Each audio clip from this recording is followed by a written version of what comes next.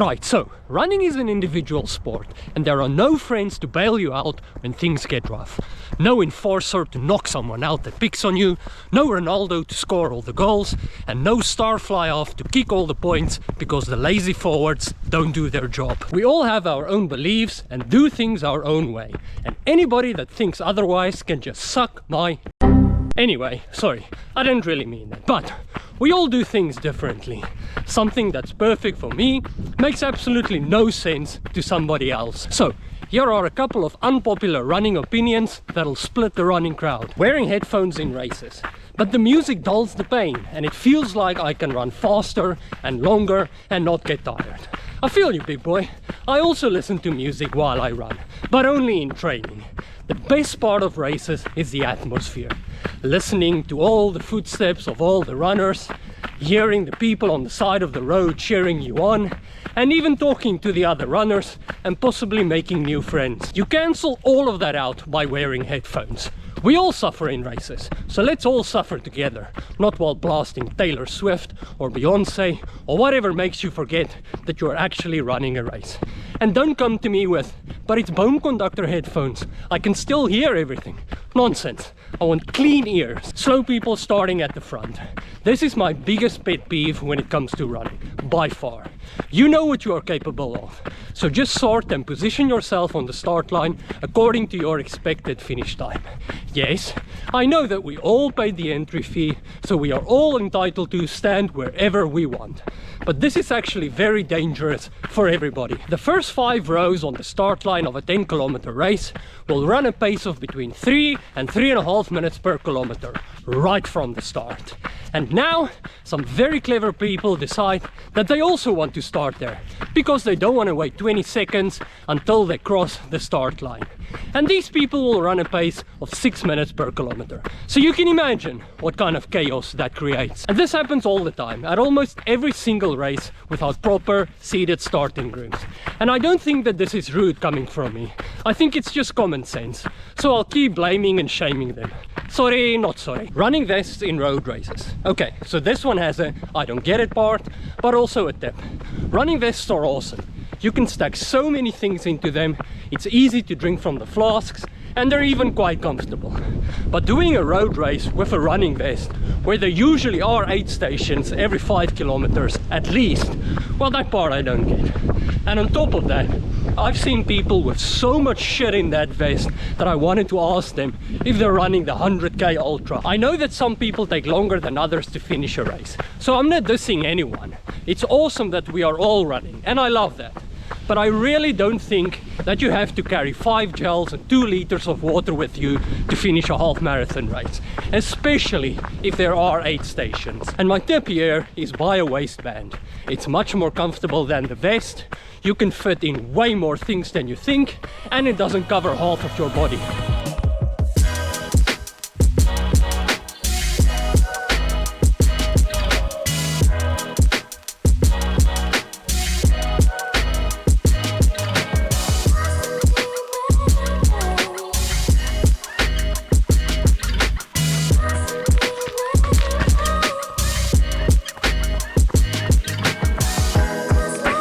I've said this many times before. Running a race doesn't mean that you have to race. Of course, it's cool and nice to have some time goals. But for me, it's way more enjoyable just to run the race without any stress. Constantly pushing as hard as you can and checking your watch to make sure that you are still on pace, well, that's not always that much fun. Just reaching the finish line is already hard enough, and you are already faster than probably 90% of the people you know that are just sitting at home and eating ice cream. I choose running a race with a friend or in a new location over a fast time, for sure. Chasing a PB is awesome, and of course you also have to try that, but it's stressful. Looking around, waving to the crowd, stopping to say hi to family and friends, and even talking to other runners. That's my kind of fun. Coke over medals. Medal Monday is a real thing. People walk around the city with their medal around their neck the day after the race. I would rather run another marathon before you catch me doing that. Cool, bro, you ran a marathon. Nice, good job, and well done. I know it was hard work, You deserve it. And to be totally honest, I would rather take an ice cold 2-liter Coke at the finish line over a medal. I collect the race numbers. For me, they tell a much better story. I mean, they literally went with me the whole way.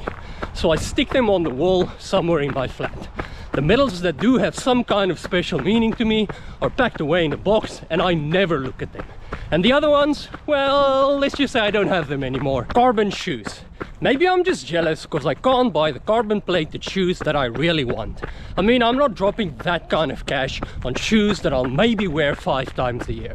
Yes, I do have carbon plated racing shoes, but I picked them up on a massive special. Do we really need Nike Vaporflies to run a 4.5-hour marathon or a 2-hour half marathon? Well, no. I personally think that you will be way better off wearing some shoes with better support that's not so aggressive. I'm not saying that only certain people deserve to wear carbon plated shoes, for sure not. But carbon is not going to be the deciding factor for faster times. There are many other things that are way more helpful than carbon plated shoes. Fancy sport watches. I cannot imagine running without a GPS watch. Checking your pace and the distance, following directions on a map when you run in a new place, and it seamlessly uploads and syncs all your activities to Strava.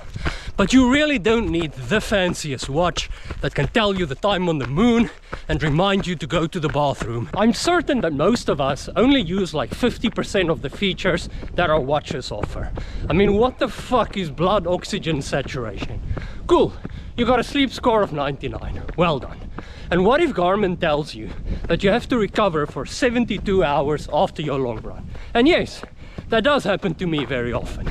I mean, of course you're not gonna listen to Garmin. Distance, pace, heart rate, time. That's basically all you need. So you don't need the newest, fanciest Garmin Phoenix version 200 or whatever, because you'll just end up not using most of the features it offers. Nobody cares. The golden rule of running. If it's not on Strava, then it didn't happen. And I think that we can all agree on that. But in the end, nobody really cares. Just you. Fast is only relevant for yourself. There will always be someone faster than you. Just deal with it. So don't do anything for Strava and just do it for yourself. Don't stop your watch at traffic lights and don't speed up just to look cool so that you can get some kudos. Only you really know what went on that specific run. Also, in general, just run slower. Again, nobody cares. A faster pace and a heart rate that's through the roof on every single run might look cool, but it's not good for you.